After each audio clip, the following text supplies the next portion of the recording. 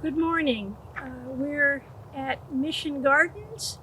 Uh, this is a new place to visit in the Tucson area, and it talks about a unique aspect of Tucson history, and that's the fact that this area has been farmed for 4,000 years or so.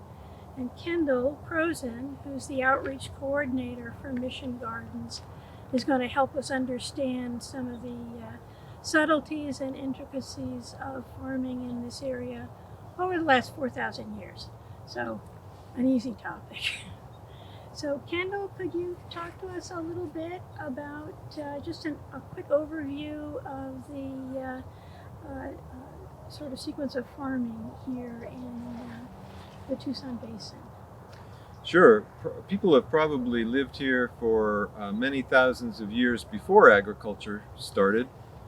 But a little over 4,000 years ago, perhaps a little earlier, people got their hands on some corn seeds, probably in trade from people to the south or people to the east, and began growing corn here in the summers, during the summer growing season. We know that that happened at least 4,100 years ago because of a tiny burnt ear of corn that archaeologists found in an archaeological site and radiocarbon dated. It appears that people would store up those seeds every year and store them somewhere, and then go around on hunting and gathering around the region, and then come back here to the wide, wet floodplain of the Santa Cruz River, which at this point stretches from the base of a mountain here, which is behind us, almost all the way over to downtown Tucson. There's a broad floodplain with water available in the river and a wetland upstream. And they started growing that corn in wet spots, and they probably brought water to it at first, and then later, pretty soon after they started doing this, they realized they could dig canals from the wetland upstream here to flood irrigate their cornfields. And that went on for a couple thousand years, from about 4,000 years ago to about 2,000 years ago.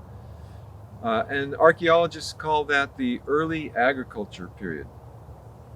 But about 2,000 years ago, maybe a little less, people started growing other crops as well.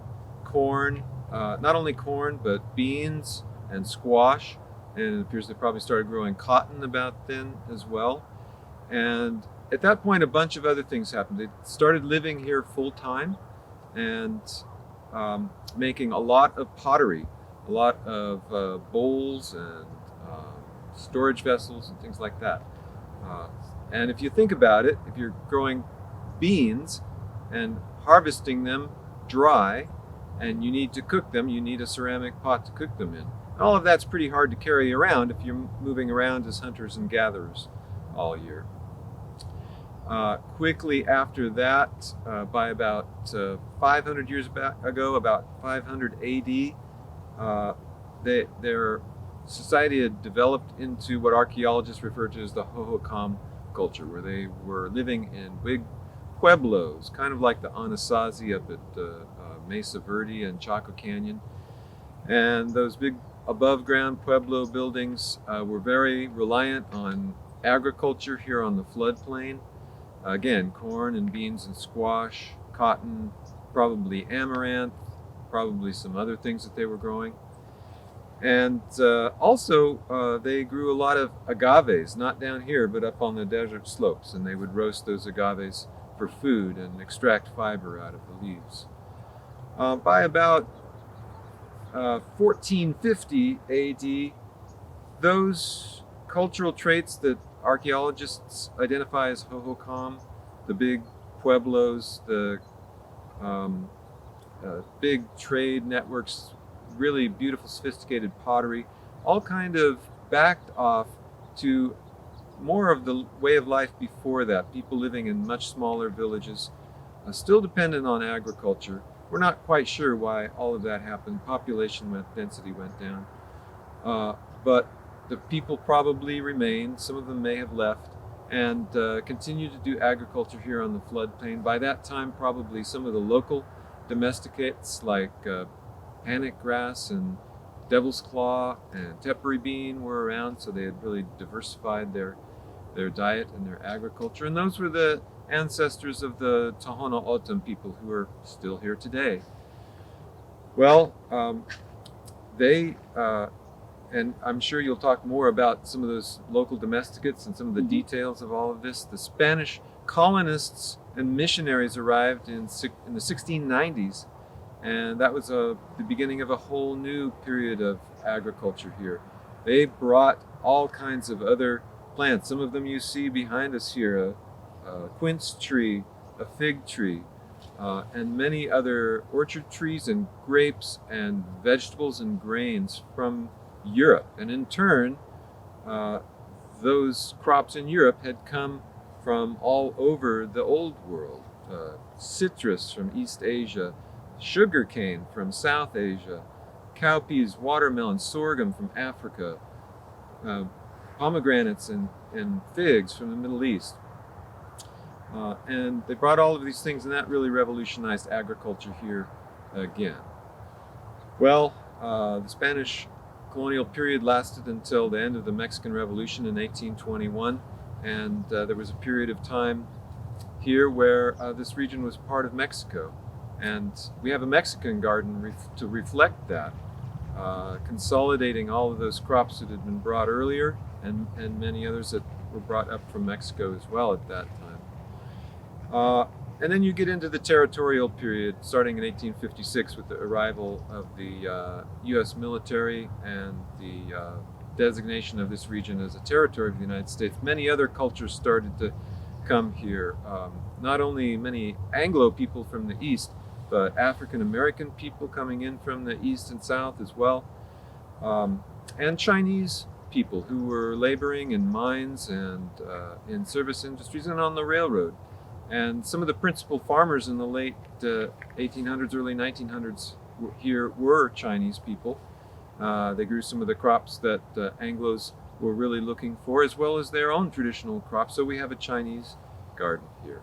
And in the near future, we'll be developing more gardens here that represent that territorial period, with the crops that Anglos brought in, crops that agronomists at the University of Arizona introduced, and gardens representing African Americans and the Yaqui Native Americans. So we are here at the garden really representing a very long history of Tucson, a very long culinary and agricultural history of Tucson, and all of the cultural diversity that has gone into that, which has all resulted in Tucson's designation as a city of gastronomy by UNESCO in 2015. So that's a quick story of what we're doing here, demonstrating all of that history, all of that cultural diversity, all of that crop diversity, and teaching people how to do that here in the Sonoran Desert, how to grow all of this stuff. And you'll be taking a tour of the garden and learning a lot more in detail about all of this as we go along. Thanks, Kendall. So that was 4,000 years in 5 minutes. You can't get any faster than that. One of the things I'm going to be butting in and talking about is a bit about the significance of agriculture. Because if you think about it, it's a lot of work, especially if you don't have mechanized equipment. Digging holes, maybe carrying water, digging canals and stuff like that, when the ancestors of all peoples globally would just walk around and find a ripe fruit or something and collect that and maybe do some hunting and things like that. It sounds like it's way easier, and in some senses it is. The advantage to agriculture is greater food security. You know, if you're an itinerant person walking around and, the tree didn't fruit this year, that could make the difference between life and death. So globally, people began learning how to farm. And that gave greater food security. You were less likely to starve if something happened because you could store food. And it enabled populations to get larger because of that food security. And then from there, people could specialize. Maybe somebody became a harness maker if you had domestic animals, or developed writing so that things could be recorded, like when to plant or something like that. And so the development of agriculture is a necessary precedent to the development of a diverse culture and a healthier culture and a larger population. And we'll look at some of the particulars of that as we make our way through the garden. We're going to try and follow a rough chronological timeline. It's a little hard to do because things overlap. For example, the Odom have been here for a very long time and they're still here. So you can't say they showed up and then we move on to the next group. So bear in mind there's this fluidity to the presence of people and their farming practices in the Tucson Basin. So we're here at what the Mission Gardens call Z's Garden, and this is a garden planted with wild, undomesticated plants that grow naturally in our area. As I mentioned before, for people who simply gathered food, it's an easy labor-saving device.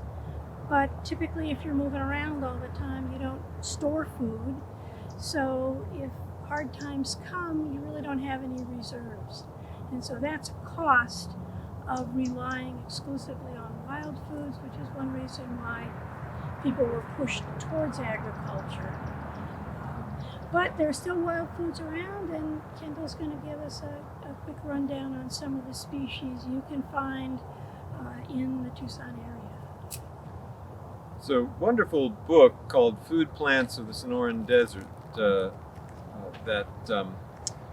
by Wendy Hodgson that covers 500 different plants in the greater Sonoran Desert that people used in one way or another, many of them for food. We just have a few of them here in our native plant garden. We wanted to have a native plant area of the garden to remind people that even though we're a garden that's mostly about agriculture, even as people became dependent on agriculture, they still would have gone out and harvested some of the wild plants that were all around them. Plants like the pods on this ironwood tree, pods on mesquites and palo verdes, the nuts on the jojoba plant that's right behind me here are edible. There's many grass seeds that are edible. And most of the fruits of cacti, like the saguaro, the prickly pear fruit, and the fruit of the barrel cactus. The fruit of the barrel cactus is perfectly edible when it's yellow and soft like this. I'm just going to demonstrate. I'm going to cut the end off there and slice it in two. Guess I should sharpen my knife. And it's got a lot of real nutritious black seeds in there. Perfectly edible. Give one to Barbara there. Thank you. Breakfast. Yeah, there's always something to eat out there. We call this garden Z's Garden. Z was the nickname of Nancy Zierenberg, a longtime proponent of native plants and native ecosystems, and volunteer for the Native Plant Society here in Arizona. So we honor her here. There's also plants out there like Devil's Claw. This is a Devil's Claw pod. It's in the mallow family. And this small pod was started to be used at some point as people started to make baskets, and they'd soften up this part of the claw, of this part of the pod, and extract dark fibers from it and use that in basketry for the dark designs on the surface of the basketry. And that's interesting because as we go around the garden later, you'll see an example of the domesticated version of this, which is much bigger. And it appears to be a plant that people domesticated not so much for its food value, but for its value as a component of basketry. This is an overview shot of the native plant garden, and you should be seeing many plants that are familiar to you from previous field trips.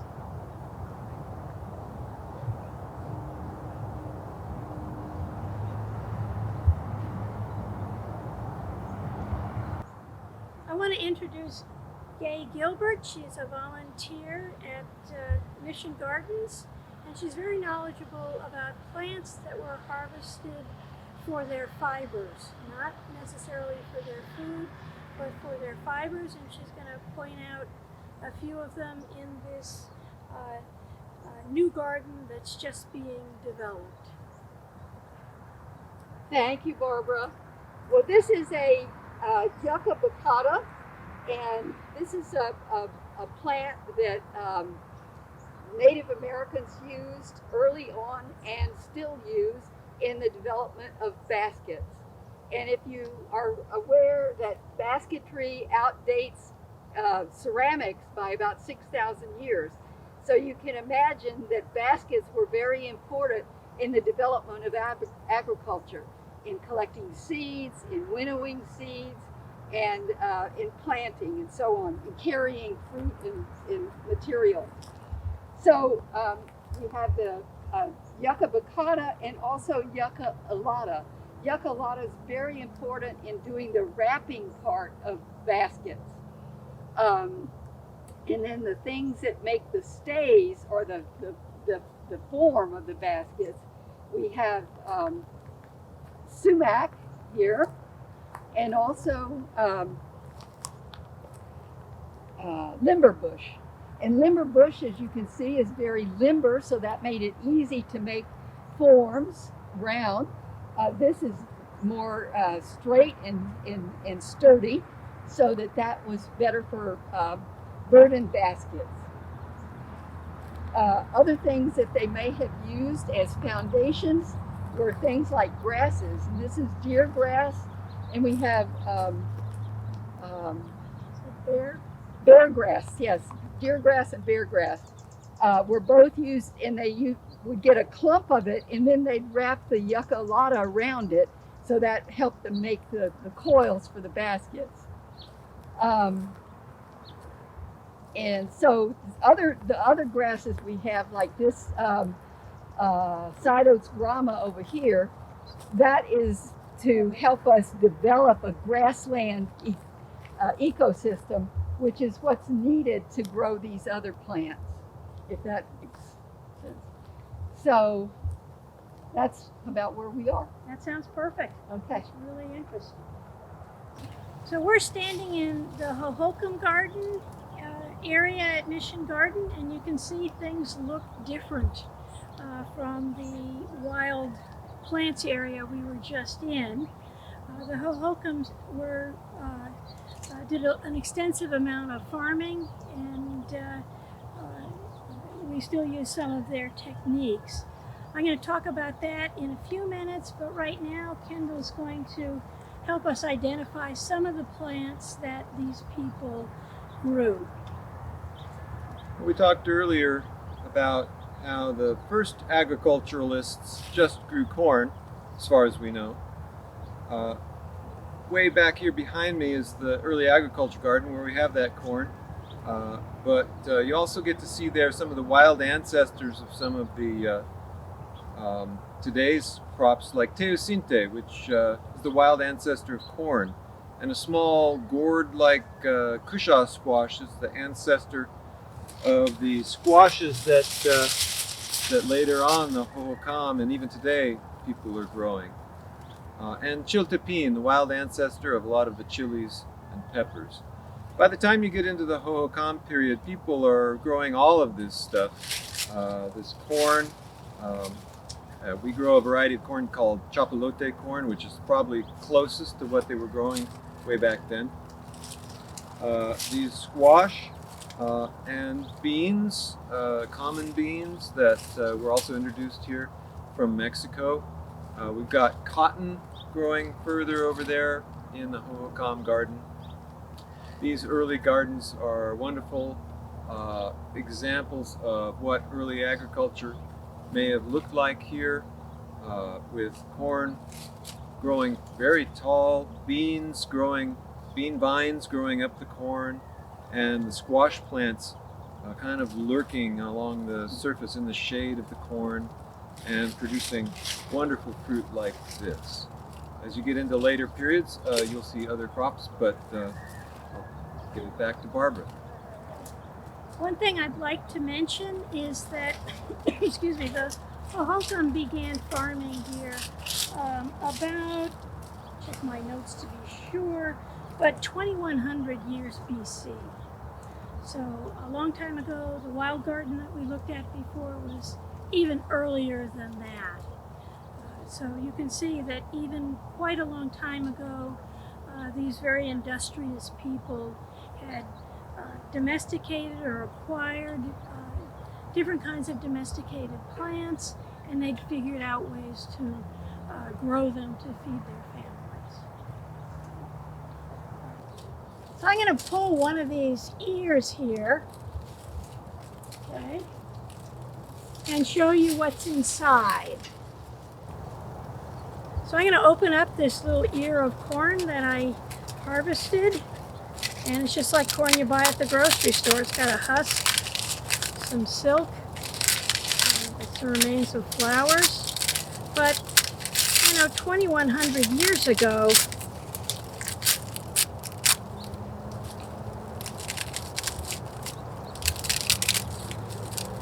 corn just was not as big as what we see in the grocery store. This one, it looks like just a few kernels were pollinated and developed, but you can get a sense that this ear is far more petite than what you see at the grocery store. So people have continued to generate new strains of this plant. Popcorn is one kind of corn that's kind of reminiscent of ancient corn. It's a hard, starchy grain that you really can't eat unless it's popped or cooked in some way.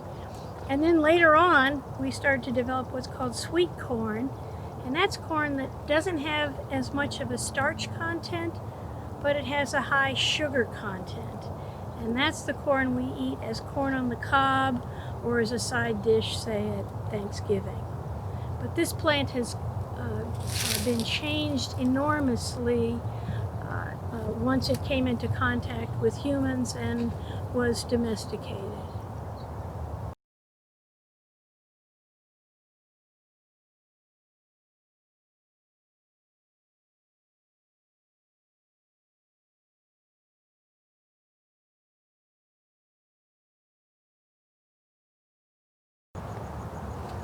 So in addition to domesticating or acquiring through trade or some other means different kinds of plants that would grow in the desert, early desert farmers used at least 3 different techniques. And the first one is to farm wetlands. And so as we mentioned last week at Sweetwater, wetlands have the richest soils, and of course there's water nearby. So this kind of farming was a great area. This kind of area was a great spot to farm plants that needed a lot of water. And early farmers dug canals, and these would make the water supply in these areas more reliable. And they could also send out canal lines that increased the area of farmland that they had that had reliable water. So this was kind of the richest type of farmland, and they wanted as much of that as they could get. So a second technique is to farm in washes that flood intermittently, often in response to monsoon rains.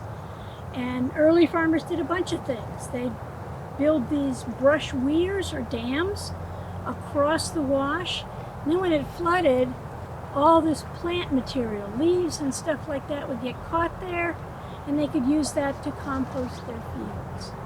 Another thing they could do was dig basins in the wash that would catch a bit of that water and hold it longer, so that they could have a slightly longer farming period. And then a third thing they often did was right after the water's gone, the soil is still really wet.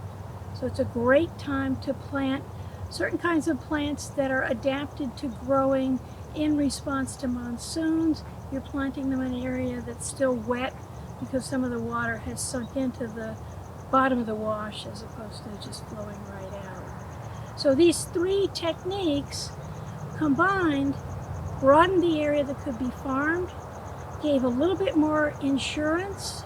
So if you have a big flood, maybe your wetlands are all, wetland farms are ruined, or if it's too dry, maybe you can't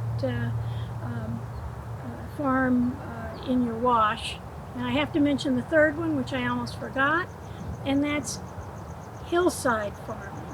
And this is specific to agaves. And agaves are semi-domesticated plants. They're strains that people retain, but they're not really adapted to the Tucson basin. It's a little too hot, it's a little too dry, and so they need a little bit more water to survive. So what early farmers did was they planted them on hillsides, and then they generated these little rock dams just below the plant or above it, and water would come down and collect right at the plant and give that plant a little bit of an edge so that it could survive. Agaves are valuable for fiber, which we mentioned. They're also valuable as a relatively sweet holiday food crop once you've harvested the plant and roasted the core. And then finally, it's an emergency food. If there's nothing else, if everything else has failed, you can harvest agave and eat that in a lean time. So we have one example of a canal, also called an acequia, at Mission Gardens. This one's been cement lined, which of course was not done by the Hohokam or other early farmers. But this one is also being used as a refugium. And I spoke about this at Sweetwater, at the wetlands. It's been populated with Gila top minnow, a native fish that is disappearing from much of its range. So if you think about the Gila River, a good part of it is dry. If you drive up to Phoenix, you'll cross the Gila River and it's almost always dry. And so for fish, of course, that's a big deal. The other species that's been placed here, which we don't have in this footage, is Huachuca water umbel, which we saw at Pima Native Plant Nursery. And it's being planted in here so it can also grow in a protected semi-natural habitat. And that's the role of a refugium, is it's kind of alternate, appropriate habitat to put a species that is seeing its native or natural habitat disappearing. Because obviously if you don't have habitat for a species, it can't survive outside of a zoo or an aquarium or something like that. So this is a nice alternative. Okay, so now we are at about 1690, and the Spanish have, excuse me, arrived in the Tucson area coming up through Mexico. And the Spanish had an enormous influence on agriculture in this area. And the reason is that the Spaniards were explorers. They had explored parts of Africa and a good part of the East and Far East. And as they did so, they brought back various valuable agricultural plants that they could farm in Spain. And when they came to the New World, they brought many of these plants with them, and it enormously broadened the scope of plants that people could grow in this area. And many of these plants were immediately picked up by native peoples, perhaps far more rapidly than they picked up cultural practices of the Spanish. And that's because of several things.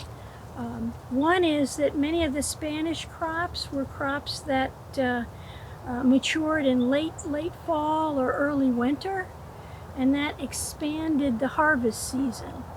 So if you think about it, if you get all your food coming in just a month or two, if the crop is poor, well, you've got, say, 10 months to figure out how you're going to feed your family. So with the addition of crops that matured at different times of year, food security was increased. There may have been nutritional advantages to the diversity of food with the addition of Spanish varieties. And then finally, we all like variety. So sweet foods like sugar cane, that's this plant behind me, you might not be able to see it, was also enormously welcome because we all like diversity in our diets. And while I happen to be on the subject thinking about sugar cane, a large number of agricultural plants that we depend on are members of the grass family. Sugar cane, corn, rice, barley, oats, wheat. They're all members of the grass family. And so this is a family that we're enormously dependent on for all sorts of things. You eat a muffin, you're eating wheat. You eat a tortilla, it's either corn or flour, and so on and so on. So these plants were extremely valuable to people living in the region, and they continue to be extremely valuable to us today. Okay, so to illustrate, I'm standing in front of sorghum, sugar cane, not sorghum. Sorghum's another grass that is an agricultural plant, but this is sugar cane. And it was really welcome as a sweet treat after it's been harvested. And in addition to this plant, I'm going to read off a list of a bunch of plants that came to this area via the Spanish. So pomegranates, quince, sugar cane, there we go, olives, figs, citrus, wheat, sorghum, barley, that's another grass, okra, we have pictures of that, spinach, cowpeas, grapes, and onions. So a huge diversity of new plants for this area, and I'm sure they were all enormously welcomed by early farmers. So now we're standing in an arbor in the Mexican garden, and the Mexicans, ethnic Mexicans followed the European-oriented Spanish up into the Tucson area, especially beginning around 1690. And they continued many Spanish practices. They brought in some other plants they really favored, like hibiscus for hibiscus tea, basil or basil, a favorite seasoning that we use a lot in most of our cooking today. And overhead here, this is a grape arbor, another plant brought by the Spanish that was also favored by many Mexican gardeners. Still in Tucson, many people grow quince trees in their backyard because it makes a sweet kind of, you can make various kinds of sweets from it. And then the other thing I want to mention is that in addition to plants, the Spanish brought animals. They brought cattle, they brought donkeys, they brought horses. And the latter two, donkeys and horses, were beasts of burden. So you could hitch your horse to a plow or a donkey to a millstone, and it would grind food for you, grind corn, hard corn, instead of that hard labor of grinding corn on a rock that was the precedent before. And with the addition of these animals, it again broadened what could be done with agriculture. So instead of a reliance primarily on subsistence farming, now farmers could start to grow cash crops. And that in turn, and this took place all over the planet, contributed to the development of special practices in society. So somebody could concentrate on being a doctor or develop writing or something like that, and start creating this coherent culture with a recorded memory in terms of documents and so on. And again, further growth in population and greater health of populations. So this thing here is a mill, and this enables people to grind large quantities of hard grains like corn into flour. And the way it's set up is you feed the grain in here, and this upper part here is moved around to grind the corn, and it comes out and gets caught in this little basin here, and can be swept out through a little groove here and collected. So Stephanie, one of the people who preps your labs for you, is going to demonstrate what it takes to move this gigundo stone around to grind the flour. Sometimes people use donkeys and stuff like this to do it because it is hard work, but it is efficient, and so it represents an advance in that sense. So I'm going to step out of the picture. It's yours, Stephanie. All right. That's great. So you want to do that all day? No. Sure.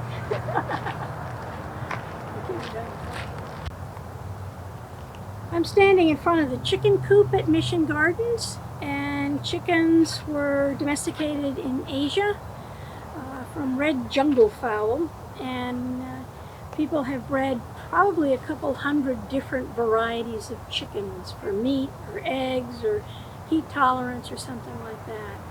And the ones in here which are enjoying the shade are a couple of breeds of chickens that hail from Spain and are relatively heat tolerant as they have to live here.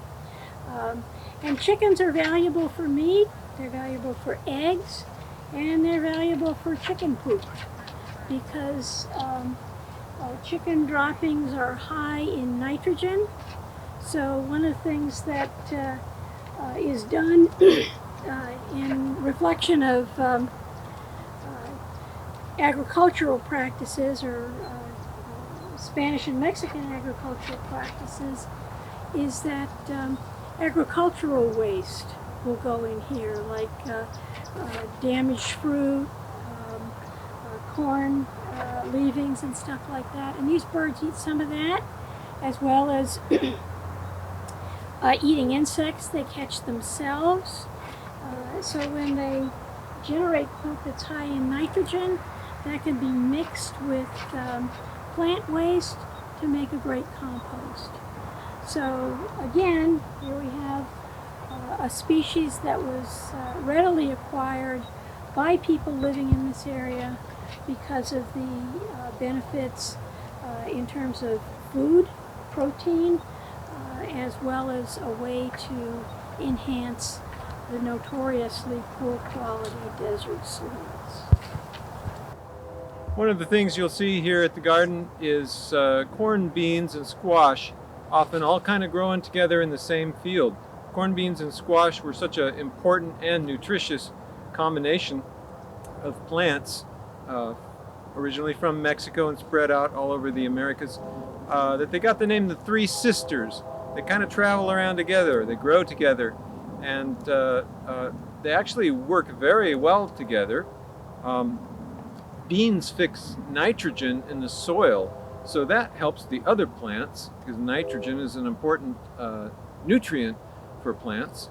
And then often the corn gets, you see some corn behind me here, the corn gets planted first, and the bean plants get planted a little bit later, and then the bean plants are vines so they can climb up the corn. They have some place to go and spread out. And then the squash kind of covers the ground, spreads out, underneath the corn and also out away from it like this, because it spreads a lot. I remember being in Guatemala and seeing just this beautiful cornfield, and we looked closer, and there were the beans growing up the corn stalks, and the beautiful squash vines all growing all around on the ground. It was so shady and rich looking in there. It was a wonderful experience. So here we have our autumn 60-day corn. This is the fast maturing corn that the Tohono O'odham people were growing when the Spanish arrived here. You plant it when the monsoon starts, and 60 days later you have corn cobs, ears of corn in the milk stage where they're still soft.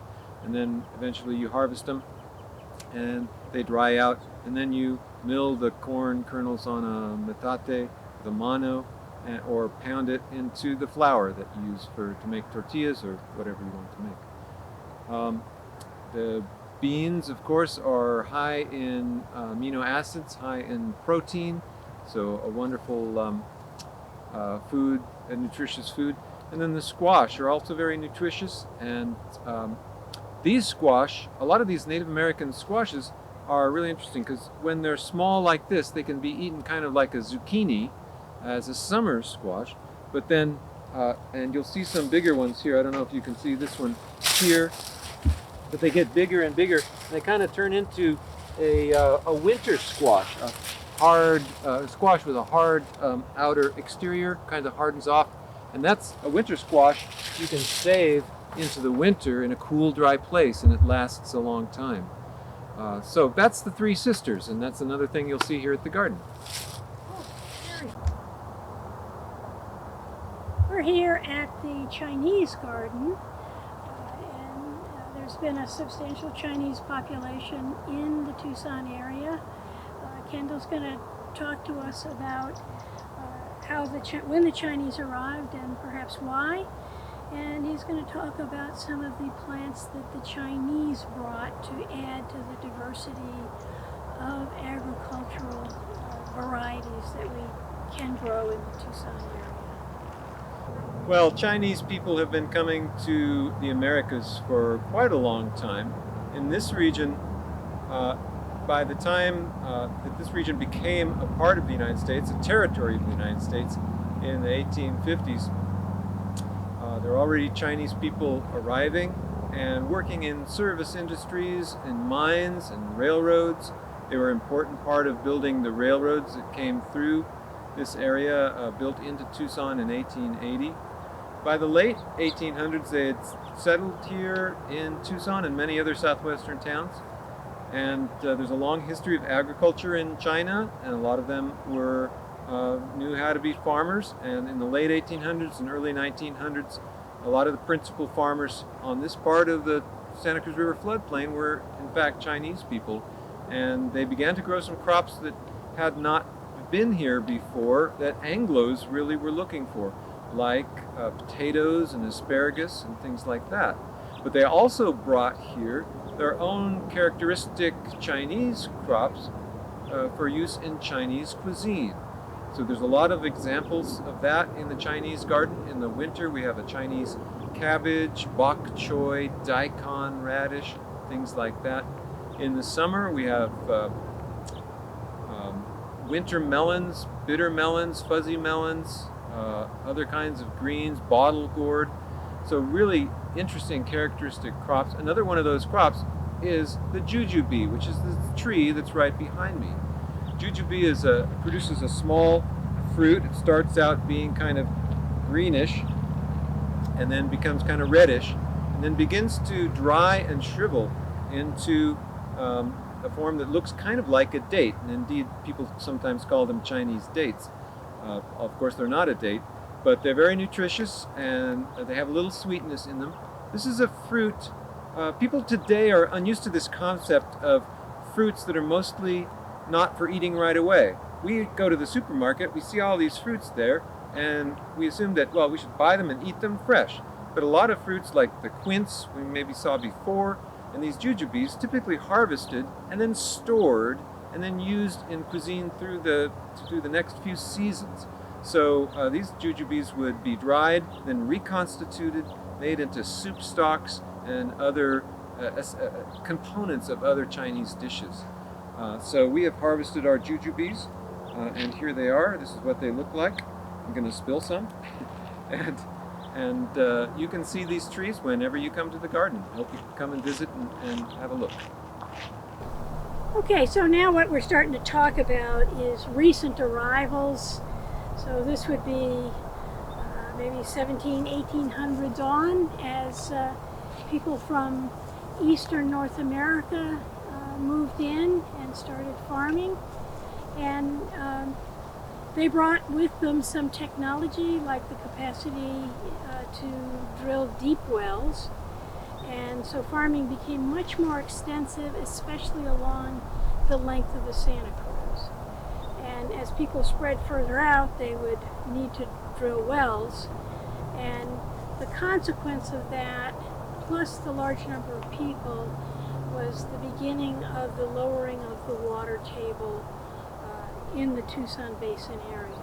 And to think about water table, basically at the river's edge, the water table is the surface level of the river. And as you go out, it's kind of decreases from there. So the further you get from the river, the deeper you have to drill. And the more wells that are dug, the deeper each of those wells has to be. And so various things, not just agriculture, but the increase in population contributed to the depletion of the water table in Tucson.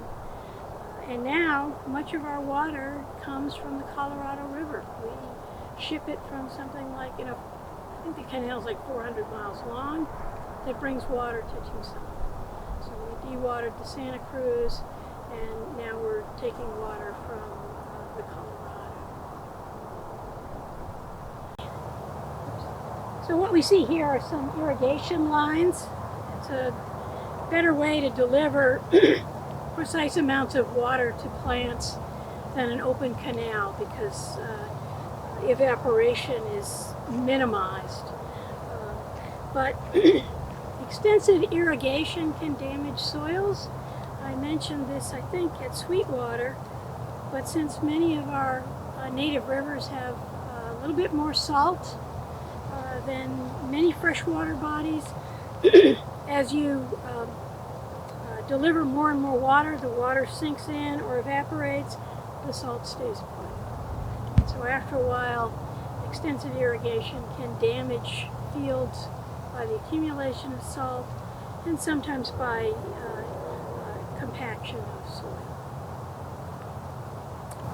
Like earlier peoples, contemporary farmers and people in the 1800s and 1900s always wanted to maximize the amount of crop they could get in a given amount of land.